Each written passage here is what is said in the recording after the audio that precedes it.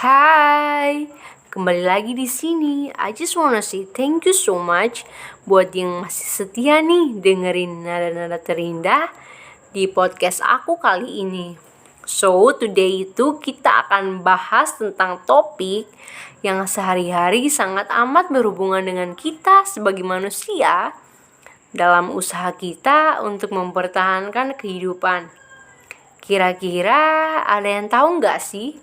Atau mungkin ada yang bisa tebak? Yap, betul sekali. Itu adalah money atau uang. Tapi yang lebih kita kenal adalah ekonomi. Uniknya, kita akan membahas tentang bisa dibilang sih hal-hal negatif dari ekonomi ya. Bukan maksud menjelekan gimana atau gimana-gimana juga sih.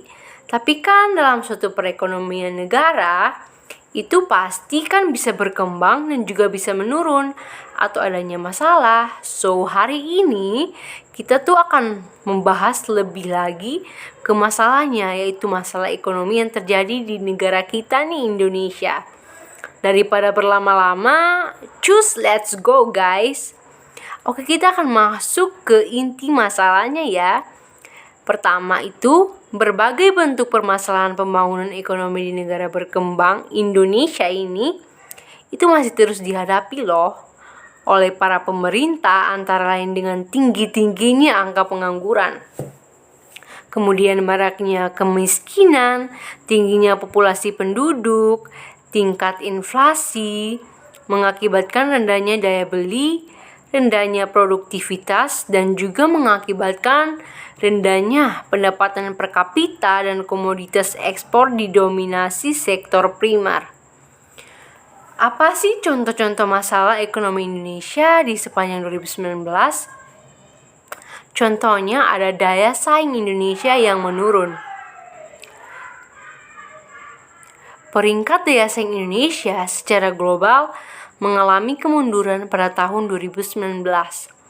World Economic Forum dalam laporan tahunan terbarunya Indeks Daya Saing Global Report 2019 menurunkan posisi Indonesia sebanyak 5 peringkat dari posisi ke-45 menjadi ke-50. Kemudian yang kedua, terdapat 12 indikator atau pilar yang menjadi penilaian WEF. Masing-masing ini diberi skor dalam skala 0 sampai 100.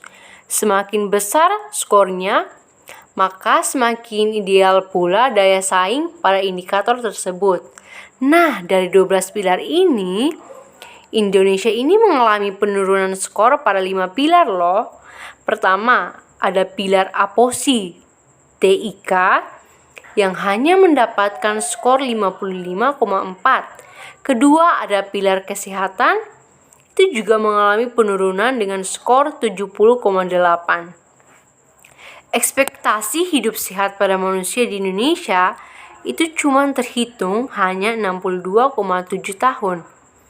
Dan yang ketiga, ada pilar kemampuan SDM atau skills juga menurun dengan skor 64. Penurunan terlihat pada indikator kemampuan skill set para lulusan, kemampuan digital pada populasi produktif, dan kemudahan mendapatkan tenaga kerja terampil.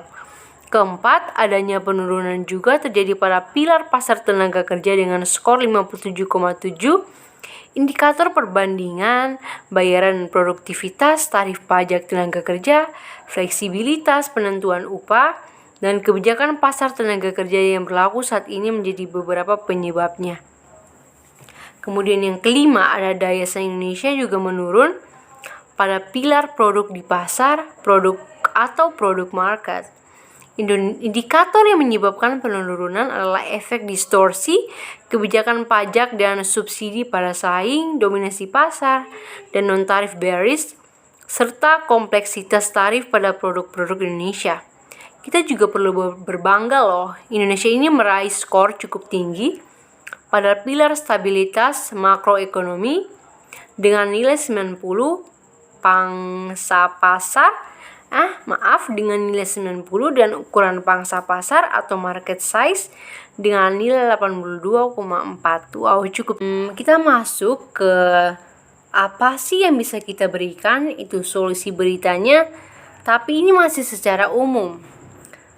Salah satunya kita harus berfokus, atau pemerintah juga harus berfokus pada sektor-sektor yang menjadi keunggulan Indonesia. Yang pertama, fokus pada core business yang ingin kita jalankan, memperkuat sektor-sektor yang menjadi keunggulan kita.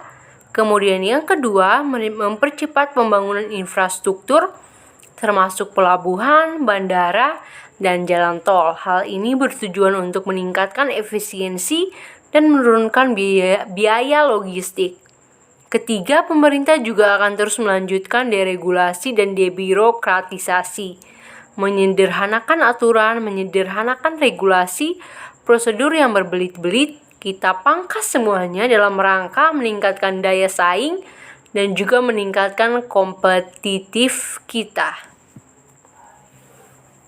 Jadi apa sih yang dimaksudkan dengan memperkuat keunggulan kita? Nah, kita kalau misalnya manusia itu pasti diberikan talenta atau potensi ya. Kita nggak mungkin lahir tanpa potensi, nggak mungkin banget. Nggak ada orang yang lahir tanpa potensi. Begitu juga dengan sebuah negara. Karena sebuah negara terdiri atas banyaknya individu, otomatis negara kita itu punya keunggulan. Keunggulan kita itu yang dilihat dari dunia, menganggap bahwa apakah negara ini berkualitas atau enggak. Kalau kita tahu kekurangan kita, nggak mungkin. Kita mungkin sih memperkuat kekurangan kita, tapi itu agak lama. Karena apa? Harus dimulai dari dasar yang kuat, baru bisa sampai menjadikan itu keunggulan. Nah, sedangkan kita nih udah tahu keunggulan Indonesia itu apa-apa aja. Dari yang kita udah tahu itu kita harus tingkatkan menjadi keunggulan yang lebih berkualitas dan profesional dalam artiannya. Kemudian dari situ, ini juga usulan nih untuk para pemerintah untuk mempercepat pembangunan infrastruktur. Please pemerintah, jangan hanya bangun infrastruktur di daerah-daerah barat, tapi daerah timur bagaimana? Kami juga bagian dari Indonesia. Semuanya bagian dari Indonesia. Maka dari itu, kita harus memperkuat keunggulan Indonesia melalui individu kita masing-masing dahulu, baru bisa diperkuatkan secara negara. Dan juga untuk para pemerintah, agar memperkuat keunggulan Indonesia di bidang-bidang dalam sektor-sektor dan juga mempercepat pembangunan infrastruktur dan area-area atau sarana-sarana di berbagai daerah Indonesia. Dan jangan pilih kasih, tapi bersikaplah adil. Kemudian kita masuk lagi ke solusi siswa. Nah, solusi di sini itu saya anjurkan karena saya siswa. Nah, solusi untuk masing-masing pilar yang harus dikembangkan ini sehingga nilai atau hasilnya memuaskan adalah, pertama, menurut saya yang harus dikembangkan itu adalah pilar skills. Menurut saya sih simpelnya itu sediakan mata pelajaran tentang pelatihan kemampuan yang berguna untuk masa depan dan juga berkembangnya sumber daya manusia per individu dan negara.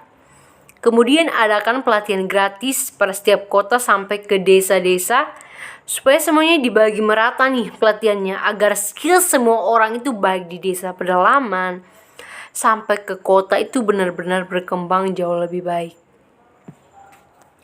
Hal simpelnya kayak gini ya. Indonesia itu sekarang tuh, dulu tuh memang negara berkembang, tapi sekarang udah masuk negara maju. Tapi kita nggak bisa pungkiri dan kita nggak bisa menutup sebelah mata bahwa kita negara yang maju, tapi maksudnya itu adalah Indonesia ini masih tergolong, masih banyak orang miskin. Masih banyak orang yang kurang dalam hal pendidikan, yang belum bisa dapat akses untuk menikmati nih pendidikan seperti kita yang bisa menikmati pendidikan dengan baik, nggak seperti yang lain gitu. Saat kita nggak bisa mendapatkan akses dari pendidikan, kita mau belajar dari mana? Kita nggak dapat tempat untuk kita bisa bertumbuh. Kita nggak dapat tempat untuk bisa kita mengerti gimana kita mau berkembang, gimana kualitas diri kita mau meningkat kalau gitu. Otomatis yang belum bisa sekolah dan belum bisa mendapatkan pendidikan, pemerintah ini harus inovatif dan ambil andil lebih sih menurut saya.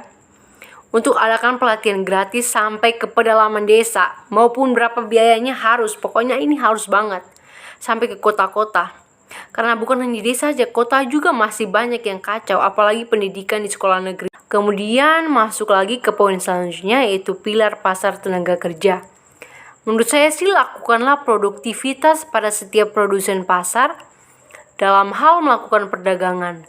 Artinya itu mereka harus bekerja dengan serius, dengan barang yang berkualitas juga dong.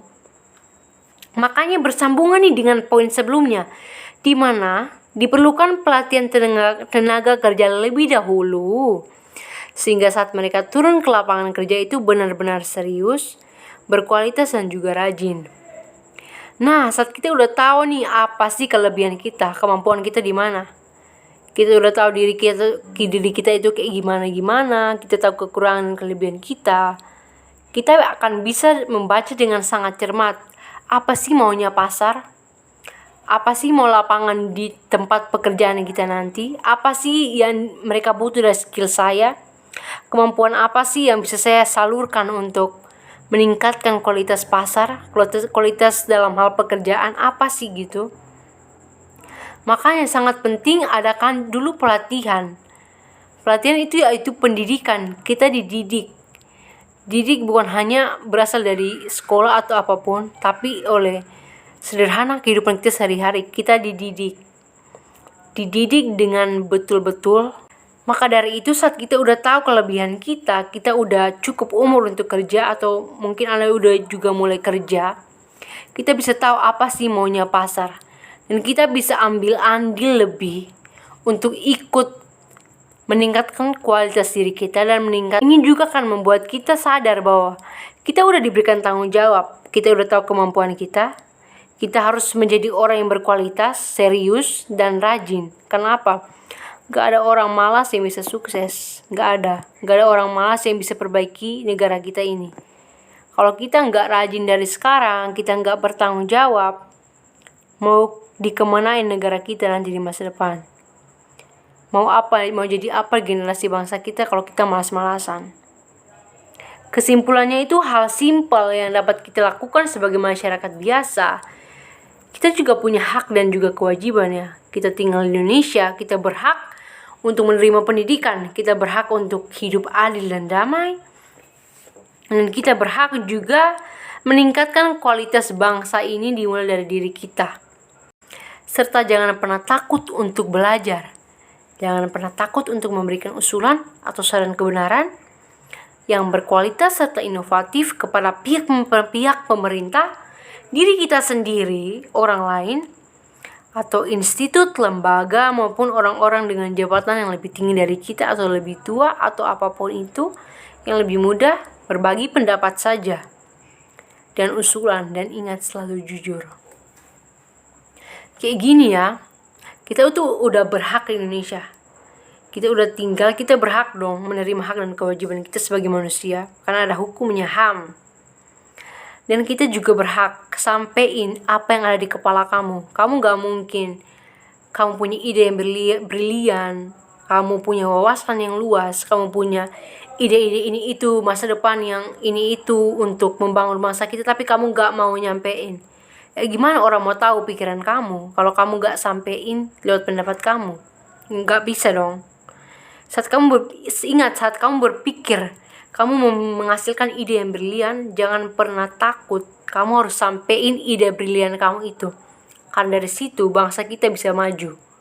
Kalau kamu cuma tempatin di kepala kamu, ya siapa yang mau dengar gitu loh. Maka dari itu jangan hanya simpan di kepala kita, di otak kita aja, tapi sampein ke banyak orang, supaya mereka tahu, oh anak ini nih peduli sama bangsa kita. Maka mereka juga akan ikut peduli dan ambil andil besar untuk memajukan bangsa dan negara kita ini ya. Jangan pernah takut untuk belajar, karena selama kita belajar, itu kita dikenal sebagai manusia yang berproses dan belajar lebih baik. Jangan pernah takut salah, karena kita berproses dan bertumbuh untuk belajar. Jangan pernah takut untuk memberikan usulan dan saran atau kebenaran yang berkualitas serta inovatif. Dan ingat selalu jujur. Jujur ini kata yang sangat simpel, tapi beribu-ribu bahkan mungkin ratusan miliar, nggak tahu ya, sangat sulit dilakukan. Kenapa?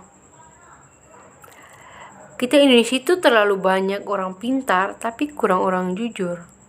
Ini juga sangat saya berefleksi ya. Saya tulis kembali, tapi saya refleksikan diri saya juga. Apakah selama ini saya sudah jujur? Mungkin di era sekarang ini teknologi semakin canggih, kita enak-enaknya aja nggak mau jujur. Kita alasan kayak gini-gini kayak gitu-gitulah. Awalnya mungkin kita sangat menikmati ya kebohongan itu, kecurangan itu, tapi akhirnya sangat menyesal. Kayak ngapain saya bangga dengan hasil yang bohong, hasil yang curang, hasil yang tidak jujur. Jangan sampai dengan kejujuran yang kita lalaikan hal sederhana ini, itu merusak generasi bangsa kita. Akhirnya sampai juga nih di penghujung akhir podcast kita kali ini. Terima kasih banyak loh yang udah mau mendengarin sampai hasil saya. Jangan lupa ya tadi udah dibicarakan sama-sama, lakukan apa? Dimulai dari hal yang simple dan juga berkualitas untuk memajukan satu sama lain. Sekian, what's up? Saya pamit undur diri. Jangan bosan-bosan untuk kembali lagi mendengarkan nada-nada terindah di podcast ini. Maaf kalau namanya agak freak ya. Memang saya kreatif tapi freak banget. Semoga bermanfaat, terdidik dan juga terhibur. Jangan lupa jadi berkat. Bye-bye, sampai jumpa. Maaf kalau banyak keributan karena di sini tetangga semua. Terima kasih. Shalom.